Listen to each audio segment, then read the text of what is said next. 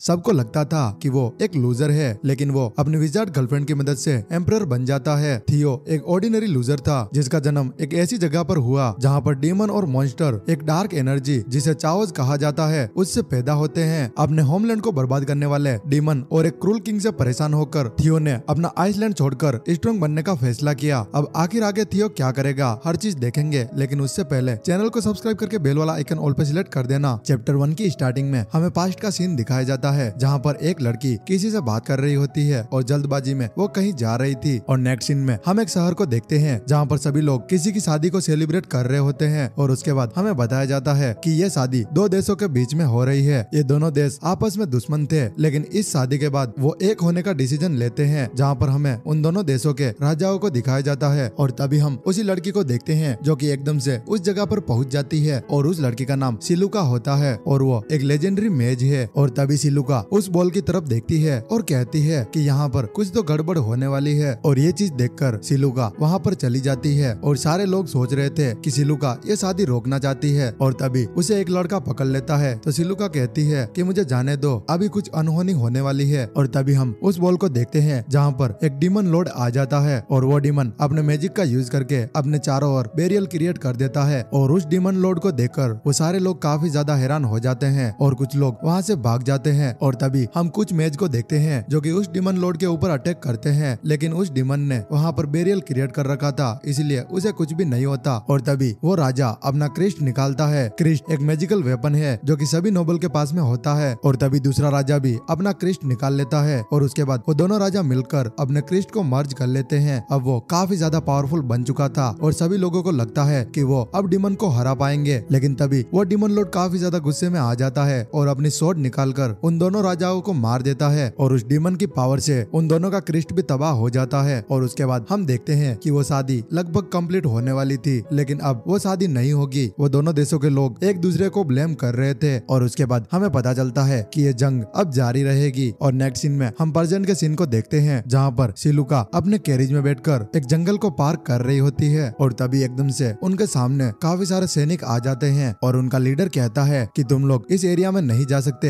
अब तुम्हें सरेंडर करना होगा। और तभी सिलुका कहती है कि अगर हमने सरेंडर नहीं किया तो तुम क्या करोगे। तो वो लीडर कहता है कि सरेंडर नहीं किया तो हम लोग तुम्हें मार देंगे। और तभी सिलुका अपने शरीर के ऊपर से एक कपड़ा हटाती है और वो कहती है कि जो तुमने अभी बोला उसका बिल्कुल अपोजिट होने वाला है। लेकिन तभी एकदम से घोड़े पर बैठकर थियो आ जाता है, क्योंकि थियो हर इंसान की मदद करता है। और उसके बाद थियो अपना क्रेस्ट निकालता है और कहता है कि तुम लोग किसी को भी परेशान मत करो। और थियो का क्रेस्ट देखकर वो सभी सैनिक समझते हैं कि थियो एक लॉर्ड है, क्योंकि क्रेस्ट हर इंसान के पास में नहीं होता। और तभी हम सिलुका के बॉडीगार्ड को देखते हैं जो सोचता है कि क्या थियो एक लॉर्ड है। अब थियो काफी देर तक उन्हें समझाता है, लेकिन वो सैनिक थियो के साथ में फाइट करना चाहते थे, इसीलिए थियो भी उनसे फाइट करता है। और वो फाइट थियो के लिए काफी ज्यादा मुश्किल थी, क्योंकि थियो काफी ज्यादा कमजोर था, लेकिन फिर भी वो उन्हें हरा देता है और बचे हुए सैनिक वहाँ से भाग जाते हैं। और जाते हुए वो लीडर कहता है कि मैं तुम्हें बाद में देख लूंगा। और उसके बाद सिलुका थियो के पास में आती है और वो कहती है कि कहीं तुम ऐसा तो नहीं सोच रहे कि मैं तुम्हें थैंक यू बोलूंगी। तो थियो कहता है कि मैंने तुम्हारी मदद की है तो तुम्हें थैंक यू तो बोलना होगा। तो सिलुका कहती है कि मैंने तुमसे मदद नहीं मांगी थी और वैसे भी तुम्हें नहीं पता कि मैं एक मेज हूँ और मेरे साथ में मेरा बॉडीगार्ड भी है, मुझे तुम्हारी मदद की जरूरत नहीं थी। और फिर सिलुका कहती है कि ये सारी बात भूल जाओ, मेरा नाम सिलुका है और मैं एक लेजेंडरी मेज हूँ और तुम मुझे ये बताओ कि आखिर ये क्रेस्ट तुम्हें कहाँ से मिला। और फिर थियो कहता है कि मुझे नहीं पता कि ये क्रेस्ट कैसे मिला, लेकिन इस क्रेस्ट से मैं डीमन को मारता हूँ और लोगों की जान बचाता हूँ। और फिर थियो बताता है कि जहाँ पर मैं रहता हूँ वहाँ पर चाओस यानी डीमन काफी ज्यादा मात्रा में घूमते रहते हैं। और वो कहता है कि एक दिन मैं इन सारे डीमन और चाओस को खत्म कर दूंगा और यही मेरा आखिरी सपना है, चाहे मुझे सालों ही क्यों ना लग जाए, लेकिन फिर भी मैं ये काम करके रहूंगा। और उसके बाद सिलुका कहती है कि तुम तो एक लॉर्ड भी नहीं हो और तुम्हारी पावर इतनी भी नहीं है कि मैं तुम्हें एक नाइट कह सकूं। और फिर थियो कहता है कि तुमने सच कहा, लेकिन फिर भी मैं मेहनत करके अपने रैंक को बढ़ा लूंगा। और उसके बाद सिलुका अपने स्टिक को निकालती है और कहती है कि मैं एक मेज हूँ और मैं तुम्हारी मदद करना चाहती हूँ। और फिर वो मैजिक का यूज करके वहाँ पर एक डीमन को बुलाती है और सिलुका थियो को बताती है कि अगर तुमने इस मॉन्स्टर को मार दिया तो तुम इसकी पावर को एब्जॉर्ब कर पाओगे, जिससे तुम्हारी रैंक बढ़ जाएगी। और तभी हम थियो को देखते हैं जो कि उस मॉन्स्टर से काफी ज्यादा डर जाता है। और उसके बाद उनकी फाइट स्टार्ट हो जाती है, जहाँ पर थियो दूर जाकर गिर जाता है और वो मॉन्स्टर उसके ऊपर हमला करने के लिए आगे आता है, लेकिन थियो अपनी स्वॉर्ड को आगे करता है और तभी वो मॉन्स्टर कूद जाता है तो वो सोड उसके आर पार हो जाती है और वो डीमन वहीं खत्म हो जाता है। तभी सिलुका उसके पास में आती है और वो कहती है कि ये एनर्जी जल्द ही खत्म हो जाएगी, इसके खत्म होने से पहले तुम इसे अपने क्रेस्ट में एब्जॉर्ब कर लो। और उसके बाद थियो भी उस एनर्जी को अपने क्रेस्ट के अंदर एब्जॉर्ब कर लेता है और वो एक नाइट की लेवल पर आ चुका था और अब थियो को एक सर्वेंट भी मिलने वाला था क्योंकि अब वो एक नाइट है। लेकिन तभी सिलुका एकदम से कहती है कि तुम्हारे साथ कॉन्ट्रैक्ट में मैं आऊंगी और सिलुका थियो के साथ में कॉन्ट्रैक्ट बना लेती है। और उसके बाद सिलुका कहती है कि अब मैं जिंदगी भर तुम्हारे साथ रहूंगी। और नेक्स्ट सीन में हम एक किंग को देखते हैं जो कि एक जगह पर बैठकर ड्रिंक कर रहा होता है और वो बहुत ही आलसी था। तभी उसका सैनिक आता है और कहता है कि 3 लोग यहाँ पर आए हैं, शायद वो हमसे फाइट करना चाहते हैं। और फिर वो राजा कहता है कि वो बस 3 लोग हैं, उन्हें आने दो, हम वैसे भी जीत जाएंगे। और उसके बाद हमें बताया जाता है कि इस राजा के पास भी एक क्रेस्ट है, लेकिन इस राजा ने किसी के साथ भी कॉन्टेक्ट नहीं बनाया। और उसके बाद वो तीनों वहाँ पर आ जाते हैं तो किंग उन्हें देखकर अपनी स्वॉर्ड निकालता है और सिलुका को मारने के लिए आगे आता है क्योंकि सिलुका एक लेजेंडरी मेज थी और उसे सभी लोग पहचानते थे, इसीलिए राजा ने भी उसे आसानी से पहचान लिया। लेकिन तभी थियो सिलुका को बचा लेता है। लेकिन अब वो राजा थियो के ऊपर अटैक करने वाला था, लेकिन उससे पहले सिलुका का बॉडीगार्ड उस राजा को पीछे से पकड़ लेता है और उसके गले में एक चाकू रखता है और फिर वो कहता है कि अगर तुम्हें अपनी जान बचानी है तो तुम्हें ये पूरा राज्य हमें देना होगा। और वो राजा भी बहुत सेल्फिश था, वो उन्हें कहता है कि मुझे छोड़ दो और बदले में ये पूरा राज्य तुम रख लो। और जाते हुए वो राजा अपना क्रिस्ट भी दे देता है और उस क्रिस्ट की वजह से अब थियो वहाँ का राजा बन चुका है। और नेक्स्ट सीन में शाम हो जाती है जहाँ पर थियो और सिलुका आपस में बात कर रहे थे और तभी हम वहाँ पर एक सैनिक को देखते हैं और वो सैनिक कहता है कि जिस राजा को आपने हराया वो बहुत ही निकम्मा था, मैं आपके साथ में कॉन्टेक्ट बनाना चाहता हूँ। और थियो भी उस सैनिक की बात मान लेता है और कहता है कि आपको उस राजा के साथ में रहकर काफी ज्यादा एक्सपीरियंस होगा तो तुम मेरे साथ कॉन्टेक्ट में आ सकते हो। और फिर वो सैनिक कहता है कि एक बार मैं बात करके आता हूँ, ये कहकर वो वहाँ से चला जाता है। और उसके जाने के बाद सिलुका कहती है कि तुम्हें कॉन्टेक्ट बनाने की कोई जरूरत नहीं क्योंकि तुम यहाँ से एलेंस जाने वाले हो। और इस बात को वो सैनिक सुन लेता है और वो कहता है कि अगर थियो एलेंस चला गया तो वो हमारा दुश्मन बन जाएगा क्योंकि उस राज्य से हमारी दुश्मनी है। और ये बात सुनकर थियो सोचता है कि सिलुका मुझे मरवाना चाहती है तो सिलुका कहती है कि नहीं, मैं तुम्हें कुछ दिखाना चाहती हूँ। और उसके बाद ये चैप्टर एंड हो जाता है। चैप्टर 2 की स्टार्टिंग में हम कुछ लोगों को देखते हैं जो कि थियो के बारे में बात कर रहे थे और वो कहते हैं कि थियो हर राज्य को जीतता हुआ आ रहा है और वो सारे क्रेस्ट इकट्ठा करके काफी ज्यादा पावरफुल बन जाएगा। और अब वो लोग भी तैयार हो चुके थे क्योंकि वो भी थियो से फाइट करना चाहते थे। और नेक्स्ट सीन में हम थियो को देखते हैं जो कि सोच रहा होता है कि उसे लॉर्ड बनने के लिए काफी सारी जंग को जीतना होगा और सारे क्रेस्ट को इकट्ठा करके वो काफी ज्यादा पावरफुल बन जाएगा। और तभी सिलुका थियो से पूछती है कि आखिर तुम्हारा विलेज कितना बड़ा है तो थियो कहता है कि मेरा गांव छोटा सा है लेकिन वहाँ पर काफी सारे मॉन्स्टर है तो मुझे मेरे गांव को बचाना होगा और ये काम करने के लिए मुझे काफी सारे क्रेस्ट की जरूरत है। और उसके बाद वो मैप निकाल कर कुछ प्लान बनाते हैं कि आखिर वो कैसे अटैक करेंगे। और उसके बाद सिलुका अपने बॉडीगार्ड से बात करती है और अपनी बात खत्म होने के बाद वो बॉडीगार्ड वहाँ से चला जाता है। और फिर सिलुका एक मैजिक करती है क्योंकि उसे किसी के सपोर्ट की जरूरत थी और वो जैसे मैजिक करती है वहाँ पर एक बिल्ला आ जाता है और फिर सिलुका उस बिल्ले को देखकर काफी ज्यादा खुश हो जाती है। सिलुका उस बिल्ले से कहती है कि तुम्हें मेरा एक काम करना होगा, लेकिन वो बिल्ला सिलुका से कहता है कि जब तुम्हें कोई काम होता है तभी तुम मुझे बुलाती हो। तो सिलुका उसे कहती है कि अगर तुमने ये काम कर दिया तो मैं तुम्हारा फेवरेट खाना तुम्हें खिलाऊंगी। और इस बात पर वो बिल्ला भी मान जाता है, जहाँ पर सिलुका कहती है कि तुम्हें एसेला को बुलाकर लाना होगा और उसका नाम सुनकर वो बिल्ला उसे मना कर देता है और वो कहता है कि वो लेडी पागल टाइप की है तो मैं उसे बुलाने के लिए नहीं जाऊंगा। लेकिन फिर से सिलुका उसे खाने का लालच देती है तो वो बिल्ला मान जाता है और थोड़ी देर में वहाँ पर शाम हो जाती है, जहाँ पर थियो काफी ज्यादा नर्वस था और वो सोचता है कि आखिर वो काफी सारे क्रेस्ट को कैसे इकट्ठा करेंगे। और तभी सिलुका कहती है कि तुम्हें इतना टेंशन लेने की जरूरत नहीं, मैं सब कुछ हैंडल कर लूंगी। और उसके बाद हमें अपोनेंट टीम को दिखाया जाता है जहाँ पर सभी सैनिक तैयार थे और तभी हम उस राज्य के लीडर को देखते हैं जिसका नाम लासिक होता है। और वो लोग अपने सैनिकों से पूछते हैं कि आखिर हमारी ओपोनेंट टीम क्या कर रही है। और फिर वहाँ पर कुछ लोग बताते हैं कि अपोनेंट टीम के पास में ज्यादा मेंबर नहीं है। तो वो लीडर कहता है कि अगर वो लोग कम है तो उनके पास में कोई ऐसी पावर तो होगी जिससे वो हमें हरा पाएंगे। और तभी उस लीडर के साथ में एक मैच और होता है जो कि उसके साथ कॉन्ट्रैक्ट में था। वो कहता है कि हमारे पास काफी सारे लोग हैं जो उन्हें आसानी से हरा पाएंगे। और उसके बाद वो लीडर कहता है कि कल मैं सिलुका से मिलने वाला हूँ और उसे मैं अपनी पावर दिखाऊंगा। और अगली सुबह होते ही सिलुका देखती है कि एसेलिया वहाँ पर आ चुकी है और उस लेडी को देखकर सिलुका काफी ज्यादा खुश हो जाती है और वो थियो से कहती है कि इस युद्ध को हम ही जीतने वाले हैं। और और उसके बाद थियो पूछता है कि आखिर ये एसेला कौन है, और फिर सिलुका बताती है कि वो लेडी एक बहुत ही पावरफुल मेज है जो कि आसानी से किसी को भी हरा सकती है। और तभी हम एसेला को देखते हैं जो कि सिलुका को देखकर काफी ज्यादा खुश हो जाती है, और जैसे ही वो सिलुका के पास पहुंचती है तो वो थियो को देखती है और कहती है कि आखिर ये कौन है। तो सिलुका बताती है कि इसका नाम थियो है और मैं इसके साथ कांटेक्ट में आई हूँ। और फिर वो कहती है कि थियो तो बहुत कमजोर लग रहा है और तुम कितनी पावरफुल हो, तो तुम इस बुद्धू के साथ में कांटेक्ट में क्यों आई। और फिर सिलुका कहती है कि ये भले ही कमजोर है लेकिन इसमें एक खास बात है और इसी वजह से मैं इसके साथ में कांटेक्ट में आई हूँ, और वैसे भी ये अपने विलेज को बचाने के लिए यहाँ पर आया है। और एसिला भी इस बात को समझ जाती है और वो थियो से कहती है कि अगर तुमने कुछ भी गड़बड़ की तो मुझसे बुरा कोई नहीं होगा। और नेक्स्ट सीन में एसिला वॉर के लिए रेडी हो जाती है, और उसके बाद हम उसी लीडर को देखते हैं, वो भी अब जंग के लिए तैयार था। और तभी हम सिलुका के आर्मी को देखते हैं जो कि बहुत ही कम लोग थे, लेकिन अपोनेंट की टीम के पास में काफी ज्यादा सोल्जर थे। और तभी हम उस मैच को देखते हैं जो कि आगे बढ़ जाती है, और उसके साथ में सिलुका का बॉडीगार्ड इल्विन भी वहाँ पर चला जाता है। और उसके बाद सिलुका दौड़कर जाती है और अपने मैजिक से वहाँ पर पड़े पत्थर से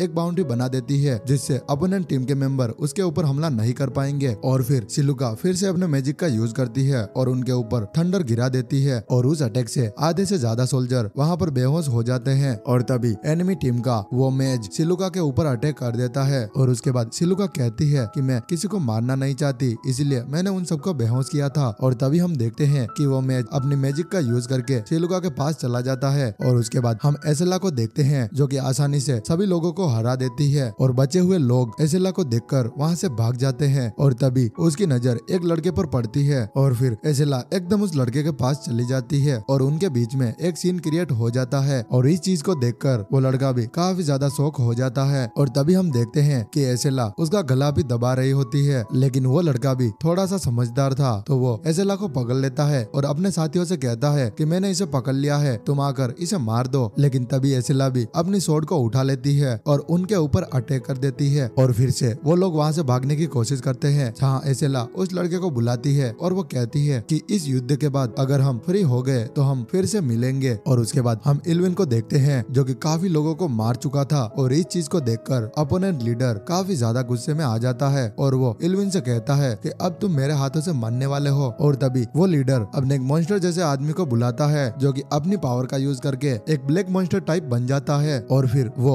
इल्विन के ऊपर अटैक कर देता है, लेकिन इल्विन भी उसके अटैक को डॉज कर लेता है। और फिर इल्विन अपना चाकू निकालता है और उस मॉन्स्टर जैसे आदमी को अंधा कर देता है। और नेक्स्ट सीन में हम वापस उस मेज और सिलुका को देखते हैं जहाँ पर उनकी फाइट चल रही थी, लेकिन तभी थियो बीच में आ जाता है और वो कहता है कि सिलुका तुम मेरे लिए इतना मत करो, क्योंकि ये फाइट मेरी वजह से हो रही है, तो इस मैच को मैं ही हराऊंगा। और इस बात पर सिलुका भी मान जाती है, और उसके बाद उस मेज और थियो के बीच में फाइट चलती है, जहाँ पर थियो अपनी स्वॉर्ड से उस अपोनेंट मेज के चेहरे पर कट लगा देता है। और ये चीज देखकर उस मेज को काफी ज्यादा गुस्सा आ जाता है, और उसके बाद सीन कट होता है और हम इल्विन को देखते हैं जहाँ पर वो लीडर उससे फाइट कर रहा था। और फिर हम देखते हैं कि थियो ने उस मेज को पकड़ लिया है, और वो उन सबको वार्निंग देता है कि अगर तुमने इल्विन के साथ में कुछ भी किया तो हम तुम्हारे इस मेज को मार देंगे। और तभी वो मेज कहता है कि ये मुझे नहीं मारने वाले, क्योंकि अगर मारना होता तो ये पहले ही मार देते, आप अपना काम करो और हमें ये जंग जीतनी होगी। और नेक्स्ट सीन में शाम हो जाती है, जहाँ पर हमें पता चलता है कि उस लीडर ने सरेंडर कर दिया है, और वो मेज सोचता है कि मुझे नहीं लगा था कि लीडर ऐसा करेंगे। लेकिन तभी हम उस लीडर को देखते हैं जो कि वहाँ पर हंस रहा होता है, और फिर वो लीडर कहता है कि तुमने हमारे काफी सारे सोल्जर को मार दिया, और वैसे भी हम इस वॉर को नहीं जीतने वाले थे, इसलिए मैंने सरेंडर कर दिया। और वो लीडर उस मैच से कहता है कि क्या मैंने ये सब कुछ सही किया, और वो मैच भी लीडर की बात को एग्री करता है, और वो लीडर नीचे बैठ जाता है और वो कहता है कि मैं खुशी खुशी अपना क्रेस्ट तुम्हें देने के लिए तैयार हूँ, और तुम ही इस क्रेस्ट के हकदार हो। और थियो वो क्रेस्ट भी ले लेता है, जिससे उसका रैंक और भी बढ़ जाता है। और उसके बाद वो लीडर कहता है कि थियो क्या मैं तुम्हारे साथ रह सकता हूँ, और थियो भी उसकी इस बात को मान लेता है, और इसी तरह उन दोनों के बीच में दोस्ती हो जाती है। और उसके बाद ये चैप्टर भी एंड हो जाता है। चैप्टर 3 की स्टार्टिंग में हम एक लड़की को देखते हैं जो कि गेट पर खड़ी थी, और वो कहती है कि मैं भी थियो के साथ में रहना चाहती हूँ, और थियो की तरह मैं भी चाओस को मारना चाहती हूँ। और दूसरी तरफ सिलुका होती है और वो सोचती है कि मैं ऐसे ही किसी को अंदर नहीं आने दूंगी, लेकिन तभी थियो वहाँ पर आ जाता है, और वो लड़की थियो से रिक्वेस्ट करने लग जाती है, तो थियो भी मान जाता है और उस गेट को खोल देता है। और तभी हम उस लड़की को देखते हैं जो कि एक प्रिंसेस होती है, और वो कहती है कि मैं भी आपके साथ रहना चाहती हूँ। लेकिन उस प्रिंसेस को देखकर सिलुका बिल्कुल बिल्कुल भी खुश नहीं थी। और नेक्स्ट सीन में हम एक पार्टी को देखते हैं जो कि थियो के वजह से हो रही थी, क्योंकि थियो सबको हराकर आगे बढ़ता जा रहा था। और उसके बाद हम थियो को देखते हैं जो कि उसी लीडर से बात कर रहा होता है जिसका नाम लासिक होता है। और थियो कहता है कि आखिर आगे की फाइट को हम किस तरह हैंडल करेंगे। और फिर उनके बीच बात होती है कि इस बार वो लोग जिनसे फाइट करने वाले हैं वो काफी ज्यादा पावरफुल है। और तभी वो लीडर कहता है कि ये वॉर काफी ज्यादा मुश्किल है, लेकिन फिर भी हम इसे जीत कर ही आएंगे। और वहाँ पर बातें करने के बाद सिलुका अपने रूम में चली जाती है जहाँ वो अपनी रैंक से ऊपर वाले मैच से बात करती है। और तभी हम उस ग्रैंड मैच को देखते हैं जो सिलुका से कहता है कि मुझे ये देखकर बिल्कुल भी अच्छा नहीं लगा कि हर बार तुम थियो के बारे में सोचती हो। जहाँ तक मुझे पता है थियो एक लॉर्ड है और उसे अपना काम अकेले ही करने दो, तुम उसमें इन्वॉल्व मत हो। और ये बात सुनकर सिलुका को काफी ज्यादा बुरा लगता है। और उसके बाद सिलुका फिर से थियो के पास में आ जाती है। और सिलुका जैसे ही थियो के पास में जाती है वो उससे कुछ बात करने के लिए आई थी, लेकिन वो शर्माने लग जाती है और कुछ भी नहीं कह पाती। और तभी वहाँ पर सिलुका का बॉडीगार्ड इल्विन आ जाता है और वो कहता है कि मैं तुम्हें डिस्टर्ब करने के लिए नहीं आया, यहाँ पर एक बहुत बड़ा मॉन्स्टर आ चुका है और वो सबको बर्बाद कर देगा। और ये बात सुनकर थियो और सिलुका वहाँ से निकल जाते हैं। और जैसे ही वो विलेज में पहुँचते हैं तो उन्हें पता चलता है कि यहाँ पर काफी सारे लोग इस आग से जल चुके हैं। और तभी सिलुका की नजर एक डीमन पर जाती है जो कि आग की तरह दिख रहा था और वो काफी ज्यादा पावरफुल था। और तभी थियो उस मॉन्स्टर से लड़ने के लिए चला जाता है, लेकिन थियो में इतनी ज्यादा पावर नहीं थी कि वो उस डीमन को हरा पाए। और ये सब कुछ सिलुका भी देख रही होती है तो वो अपनी दोस्त को भेजती है कि जाओ और थियो को बचा लो। और तभी हम उस विलेज के अंदर एक आदमी को देखते हैं जो कि उस आग से बुरी तरह जल चुका था। और तभी हमें पता चलता है कि ये सभी लोग इस आदमी को बचाने के लिए आए हैं और एसेला उस डीमन से फाइट कर रही है। और तभी प्रिंसेस आती है और वो कहती है कि हमें जल्द ही इसे ठीक करना होगा, क्योंकि एसेला भी ज्यादा देर तक उस डीमन को नहीं रोक पाएगी। और तभी सिलुका एक दूसरी जगह पर चली जाती है और अपने मैजिक का यूज करके वो काफी सारा पानी उस मॉन्स्टर के ऊपर डाल देती है, जिससे वो मॉन्स्टर हार मान लेता है। और वो मॉन्स्टर उस पानी की वजह से ब्लास्ट हो जाता है और उस ब्लास्ट से वहाँ पर काफी ज्यादा तबाही हो जाती है। उन सभी लोग के लिए प्रिंसेस ने एक बैरियर क्रिएट कर दिया था, लेकिन सिलुका अपने लिए बैरियर क्रिएट नहीं कर पाती। लेकिन तभी थियो वहाँ पर आ जाता है और वो सिलुका को बचा लेता है। और अगला दिन होते ही हम एसेला को देखते हैं जो कि सिलुका का वेट कर रही थी। और जैसे ही सिलुका होश में आती है और एसेला उसे देखकर काफी ज्यादा खुश हो जाती है और उसे हग कर लेती है। और तभी सिलुका पूछती है कि आखिर कल रात को क्या क्या हुआ, मुझे कुछ भी याद नहीं। और उसके बाद एसेला उसे सब कुछ बताती है और ये सारी बातें सुनकर सिलुका फिर से जोश में आ जाती है और वो कहती है कि अभी तो मुझे बहुत कुछ करना है। और नेक्स्ट सीन में हम थियो को देखते हैं जो कि अपने विलेज के लोगों की मदद कर रहा होता है। और तभी सिलुका भी वहाँ पर आ जाती है तो थियो कहता है कि आखिर कल रात को तुम्हें क्या हुआ था। तो सिलुका कहती है कि मुझे याद नहीं, लेकिन तुमने मुझे बचाया। और नेक्स्ट सीन में हम वापस से थियो को देखते हैं जहाँ पर सिलुका उसके शरीर पर पट्टियां बांध रही थी, क्योंकि कल के ब्लास्ट की वजह से थियो को भी काफी ज्यादा चोटें आई थी। और तभी थियो सिलुका से कहता है कि मैं एक लॉर्ड हूँ और मुझे ये सारी चीजें करनी होगी, मैं हर बार तुम्हें इन्वॉल्व नहीं करना चाहता। तो सिलुका कहती है कि मैं भी तुम्हारे साथ रहना चाहती हूँ। और वो ये भी कहती है कि हम दोनों मिलकर उन सारे डीमन को खत्म कर देंगे। और तभी हम उस मैच को देखते हैं जिसका नाम मोरेनो होता है। वो कहता है कि उन्होंने हमें चैलेंज कर दिया है तो अब हम वॉर को जीत कर ही रहेंगे। और नेक्स्ट सीन में हम काफी सारे सैनिक को देखते हैं और वो भी वॉर के लिए तैयार थे। और तभी वो लोग उन सैनिकों को आते हुए देखते हैं और कहते हैं कि वो लोग बहुत ज्यादा है, लेकिन फिर भी हम उन्हें आसानी से हरा देंगे। लेकिन वहाँ पर सिलुका काफी ज्यादा डरी हुई थी, क्योंकि उसे पता था कि ये वॉर इतनी आसान नहीं होने वाली। और तभी हम वहाँ पर गांव के लोगों को देखते हैं जो कि उस वॉर के लिए वहाँ पर आए थे। और सिलुका उन गांव वालों से कहती है कि आखिर तुम लोग यहाँ पर क्यों आए, यहाँ पर एक बहुत बड़ी वॉर होने वाली है। और तभी वो विलेजर्स कहते हैं कि इस वॉर को हम भी लड़ेंगे, क्योंकि हम भी इसी जगह में रहते हैं। और उसके बाद थियो डिसाइड कर लेता है कि वो इन विलेजर्स को भी अपनी आर्मी में ले लेगा। और तभी थियो अपने क्रेस्ट को निकालता है और एक मैजिक चेंट करके उन सभी विलेजर्स के हाथ में एक क्रेस्ट को कॉपी कर देता है, जिससे वो भी अब आसानी से फाइट कर पाएंगे। और ये चीज देखकर वो विलेजर्स भी काफी ज्यादा खुश हो जाते हैं। और जैसे ही सुबह होती है हमें उनका प्लान पता चलता है, जहाँ पर वो लीडर और उसका मेज और कुछ सेना एक जगह से आएंगे और दूसरी जगह से थियो और उसकी टीम जाएगी। और तभी हम उस एनिमी टीम के लीडर को देखते हैं जो कि आगे आ जाता है और वॉर स्टार्ट हो जाती है। और तभी हम थियो की आर्मी को देखते हैं जो कि आसानी से एनिमी को मार रहे थे। और तभी हम उस एनिमी टीम के लीडर को देखते हैं जो कहता है कि मैं जानता हूँ हमारी एक टीम फेल हो चुकी है। और वो अपने सैनिकों से कहता है कि हमारी दूसरी टीम को जल्दी बुलाओ, लेकिन थियो की टीम उन लोगों को भी मार देती है। अब 24 को काफी ज्यादा गुस्सा आ जाता है और फिर से वो कुछ लोगों को बुला लेता है, लेकिन लेकिन हर बार थियो की आर्मी उसके ऊपर भारी पड़ जाती है और इसी वजह से 24 वहाँ से भाग जाता है। और तभी हम उस जगह को देखते हैं जहाँ पर काफी सारे लोग मरे हुए थे और थियो इस वॉर को जीत चुका था। और उसके बाद सिलुका थियो के पास में आती है और वो कहती है कि आखिरकार हम इस वॉर को भी जीत गए। और उसके बाद प्रिंसेस आती है और वो कहती है कि अब तुम और भी अच्छे लॉर्ड बन चुके हो और तुम्हारा क्रिस्ट भी काफी ज्यादा पावरफुल है। और नेक्स्ट सीन में हम एक राज्य को देखते हैं जो कि काफी ज्यादा पावरफुल था और सिलुका वहाँ पर पहुँचती है। और उसके बाद ये चैप्टर एंड हो जाता है। चैप्टर 4 की स्टार्टिंग में सिलुका लेडी मेरान के पास में आती है जो कि एलेंस की लीडर और ट्रैगिक वेडिंग की ब्राइड है। और सिलुका थियो को इंक्लूड करने की बात करती है और मेरान ने भी थियो के बारे में सुना था और वो सिलुका से कहती है कि मैं सोचकर तुम्हें बताऊंगी। मेरान सोचती है कि थियो और सिलुका को एलेंस में लेने का ये अच्छा डिसीजन होगा, लेकिन उसका कोर्ट विजार्ड जिसका नाम ओबेस्ट होता है जो कि सिलुका का फोस्टर फादर है वो मना कर देता है। वो कहता है कि मैं ऐसे ही किसी पर ट्रस्ट नहीं कर सकता, आखिर में सभी लोग धोखा देते हैं। और फिर मेरान कह देती है कि अगर जरूरत पड़ी तो थियो के खिलाफ हमें वॉर भी करनी पड़ेगी। और फिर वो ओबेस्ट से कहती है कि क्या तुम अपनी बेटी को वॉर में मरने दोगे? तो ओबेस्ट कहता है मुझे फर्क नहीं पड़ता। और ये बात सुनकर सिलुका काफी ज्यादा गुस्से में आ जाती है और जाने से पहले वो कॉन्फिडेंस में कहती है कि अब उनकी मुलाकात बैटल फील्ड में होगी। उसके बाद सिलुका एर्ल व्हीलर के पास में जाती है जो कि एक पावरफुल नोबल और मरान का कजन था। और उसके बाद हमें पता चलता है कि ये सिलुका का प्लान बी था, लेकिन व्हीलर सिलुका से मिलने के लिए मना कर देता है क्योंकि सिलुका ने पहले ही उसके साथ कॉन्ट्रैक्ट तोड़ दिया था। उसके बाद सिलुका खाली हाथ वापस आ जाती है और वहाँ पर आकर वो सबको बताती है कि मेरन और उसका हस्बैंड जल्द ही हमारे ऊपर अटैक करेंगे और उनकी आर्मी भी हमसे 5 गुना ज्यादा है। और फिर थियो कहता है कि चाहे हार हो या जीत लेकिन हम इस वॉर को करेंगे। नेक्स्ट सीन में एलेंस की फोर्स कासल के ऊपर अटैक कर देती है और वो सभी लोग उन्हें रोक नहीं पाते। एलेंस के नाइट प्लाज्मा क्रॉसबो का यूज कर रहे थे और वो आसानी से कैसल की वॉल को तोड़ देते हैं। एसला कुछ नाइट को क्लोज कॉम्बैट में मार देती है लेकिन एक एरो उसे लग जाता है जिससे वो घायल हो जाती है। और उसके बाद सिलुका अपने फ्रेंड को अंदर लेकर जाती है और वहीं रोने लग जाती है और फिर प्रिंसेस उन्हें बचा लेती है। थियो थोड़ी देर तक उन्हें कंट्रोल में करता है और जैसे ही एलेंस नाइट अंदर घुसते हैं वो उन्हें सराउंड करके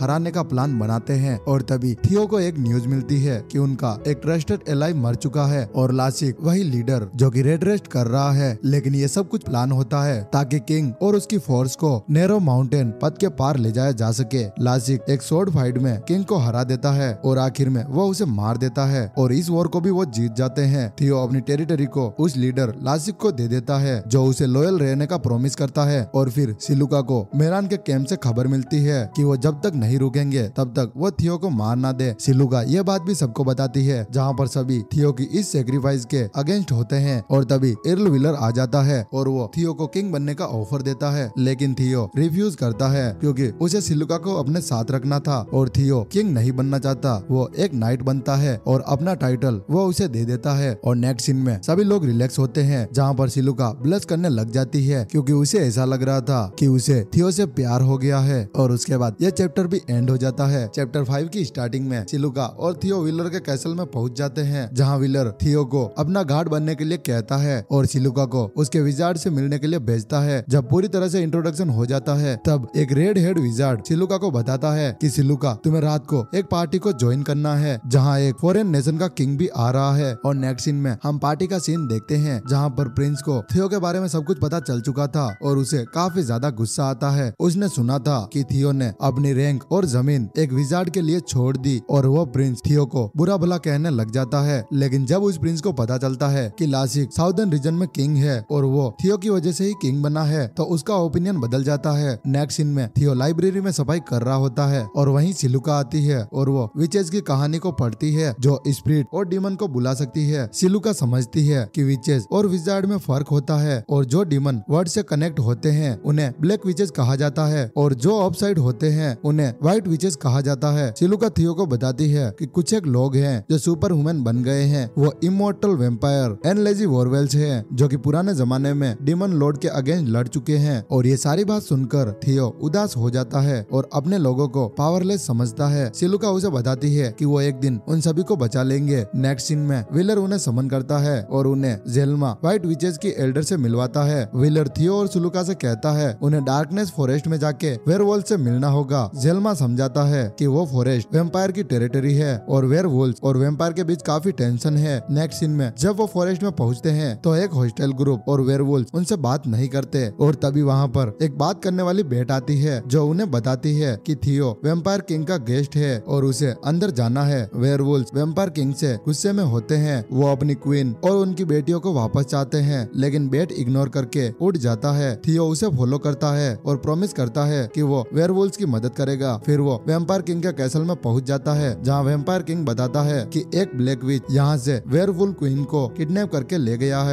वैम्पायर किंग कहता है कि वो उनकी बैटल में इंटरफेयर नहीं करेगा और अपने एलियंस को वेयरवुल्फ और नोबल से तोड़ चुका है। वैम्पायर किंग ये भी कहता है कि अगर नोबल यूनाइटेड होते हैं और एम्परर सील बनाते हैं तो वो चाउस को बनिश कर देंगे और उसके बाद सुपर ह्यूमंस अपनी पावर खो देंगे और वापस से वो एक नॉर्मल इंसान बन जाएंगे। और वो वैम्पायर किंग ऐसा नहीं चाहता। सिलुका को लगता है कि जब उस वेडिंग में उन दो राजाओं की मौत हुई, उस डीमन को रिलीज करने के पीछे इसी वैम्पायर किंग का हाथ होगा। और ये बात सुनकर वैम्पायर किंग को ये बात अच्छी नहीं लगती। थियो उस वैम्पायर किंग से लड़ने के लिए तैयार हो जाता है, लेकिन वैम्पायर किंग उनसे फाइट नहीं करना चाहता और वैम्पायर किंग वहाँ से जाने लगता है। लेकिन जाने से पहले वो उन्हें वेयरवुल्फ क्वीन का लोकेशन बताता है। थियो और सिलुका तुरंत उस जगह पर पहुँचते हैं जहाँ पर वेयरवुल्फ क्वीन ब्लैक विच याना से लड़ रही होती है ताकि वो अपनी बेटियों को बचा सके। और वो क्वीन को मारना चाहती है और उसे डीमन लॉर्ड को समन करने के लिए सेक्रीफाइस बनाने की कोशिश करती है। और फिर थियो वहाँ पर पहुँचता है और क्वीन को मारने से पहले वो विच से लड़ता है। विच को पता चल जाता है कि वैम्पायर किंग ने उसे अकेला छोड़ दिया है और वो समझाती है कि थियो और सिलुका उनसे लड़ने के लायक नहीं है। वो अपने गोरगेल्स को भेजती है, लेकिन सिलुका की लाइटनिंग मैजिक उन्हें रोक नहीं पाती। थियो गोरगेल्स को मार के सिलुका को बचा लेता है और उसी दौरान विच अपना अल्टीमेट अटैक करती है, जिससे थियो का निम्बुस 3000 जो कि थियो का मैजिकल बैरियल है वो तोड़कर उसे डायरेक्टली हिट करती है। थियो अपने क्रेस्ट को यूज करके इंसेंट करता है और अटैक को डिफेंस करता है, जिससे वो रूप पर गिर जाता है। वेयरवुल्फ क्वीन इस चांस का फायदा उठाती है और याना को अटैक करती है, लेकिन वो सिर्फ अपनी बेटियों को आजाद करने का प्लान करती है। और नेक्स्ट सीन में याना अपने ब्रूम स्टिक से भागती है, लेकिन वेयरवुल्फ क्वीन उसे घाव दे देती है और वो जैसे गिर जाती है थियो उसे पकड़ लेता है और क्वीन की बेटियां भी ट्रांसफॉर्म होकर विच से लड़ती है। विच उनसे बचकर सेलिंग के हॉल से भाग जाती है, लेकिन क्वीन बहुत ही ज्यादा डैमेज हो चुकी थी और तभी क्वीन की मौत हो जाती है और थियो उसकी बॉडी को वेयरवुल्फ क्लैन के पास ले जाता है और वो क्वीन का फनरेल ऑर्गेनाइज करते हैं, जहाँ क्वीन की बॉडी चाउस एनर्जी में बदल जाती है और उसके बच्चे के बीच वो एनर्जी फैल जाती है। और तभी वहाँ का न्यू लीडर वेयरवुल्फ थियो का शुक्रिया अदा करता है और अपनी माँ की बॉडी वापस लाने के लिए थियो को अपना लॉयल बताता है। और उसके बाद थियो वैम्पायर किंग के कैसल को अपने कंट्रोल में लाता है और सिलुका के साथ बात करता है कि कैसे फॉरेस्ट के रेजिडेंट के साथ काम करना उनके लिए फायदा हो सकता है। सिलुका बताती है कि वो कितना वीक है और उन ब्लैक विच से फाइट करने के बाद थियो प्रॉमिस करता है कि वो किसी भी तरह पावरफुल बनकर ही रहेगा और सिलुका भी उससे प्रॉमिस करती है कि वो भी उसी के साथ ग्रो करेगी। और इल्विन और ट्विन वेयरवुल्फ सिस्टर जो अब थियो की मेड बन गई है वो अब एक साथ में रहेंगे। और उसके बाद ये चैप्टर एंड हो जाता है। चैप्टर 6 की स्टार्टिंग में विलर को यूनियन नोबल्स की एनुअल मीटिंग का इनविटेशन मिलता है, लेकिन विलर वहाँ नहीं जाना चाहता, पर इसके अलावा उसके पास और कोई ऑप्शन भी नहीं था। और तभी उसकी लाल बालों वाली मेज जिसका नाम मार्गरेट होता है वो उसे यकीन दिलाती है उसकी रिसेंट बैटल में जीत के लिए तारीफ करेंगे, लेकिन विलर को इतना यकीन नहीं होता क्योंकि मिरान का एक्स फियोन्स इस बात को पसंद नहीं करेगा। वो टॉपिक बदलने की कोशिश करता है और मार्गरेट के बर्थडे के बारे में बात करता है। मार्गरेट को यह बात अच्छी नहीं लगती और वो अपने रूम में चली जाती है, जहाँ सिलुका और बाकी विजार्ड्स देखते हैं और उसे समझाते हैं कि लगता है जैसे विलर ने लियोनार्डो से डेटिंग का आर्ट सीख लिया है, क्योंकि जब उसकी विजार्ड 25 साल की हो जाती है तो वो उसे छोड़ देता है। मार्गरेट विलर के पास रहना चाहती है क्योंकि वो उससे प्यार करती है, इसलिए सिलुका मार्गरेट की तरफ से विलर से बात करने के लिए जाती है। विलर सोचता है कि मार्गरेट को अपने साथ हमेशा रखना सही नहीं होगा, उसे अपनी फैमिली और अपनी जिंदगी जीने की आजादी मिलनी चाहिए। विलर सिलुका से कहता है कि वो मार्गरेट के बर्थडे पार्टी की तैयारी करे और यूनियन की एनुअल मीटिंग का टॉपिक आगे बढ़ाए। वो सिलुका से कहता है कि वो थियो और लासी को लेकर मीटिंग में चलेगी क्योंकि विस्कल ब्रिनी जो कि थियो के होम टाउन का रूलर है मीटिंग में वो भी आएगा। वो चाहता है कि सब एक दूसरे से सामना करें। नेक्स्ट सीन में मार्गरेट का 25वां बर्थडे मनाया जाता है, लेकिन वो थोड़ी सी उदास थी क्योंकि अब वो रिटायर्ड होने वाली थी। पार्टी के दौरान वो विलर के साथ एक डांस भी करती है, लेकिन डांस खत्म होने के बाद उसका मूड फिर से खराब हो जाता है। थियो और सिलुका डांस फ्लोर पर पहुंच जाते हैं, लेकिन उसे डांस करना नहीं आता तो सिलुका उसे डांस सिखाती है। बाद में प्रिंस मिर्जा थियो के पास आता है और उसे ग्रेट क्लॉक कहता है। थियो मजाक में इस बात को कॉम्प्लीमेंट समझता है जो प्रिंस को बिल्कुल भी पसंद नहीं आती। प्रिंस मिर्जा थियो को बाहर बुलाता है और उसे एक ड्यूएल के लिए चैलेंज कर देता है। प्रिंस थियो के ऊपर इंटेंस अटैक करता है, लेकिन थियो हर अटैक को ब्लॉक करता है और फिर प्रिंस मिर्जा उसे कोवर्ड कहता है, लेकिन थियो काउंटर अटैक करता है जो प्रिंस को एकदम सरप्राइज कर देता है। लेकिन प्रिंस मिर्जा जो कि एक एक्सपीरियंस फाइटर है, वो आखिर में थियो को हरा देता है और कहता है कि उसका डिफेंसिव अप्रोच उसके लिए अच्छा नहीं होगा। प्रिंस डिक्लेयर करता है कि सभी को अबिट्यूज होना चाहिए और अपने दुश्मन को मार के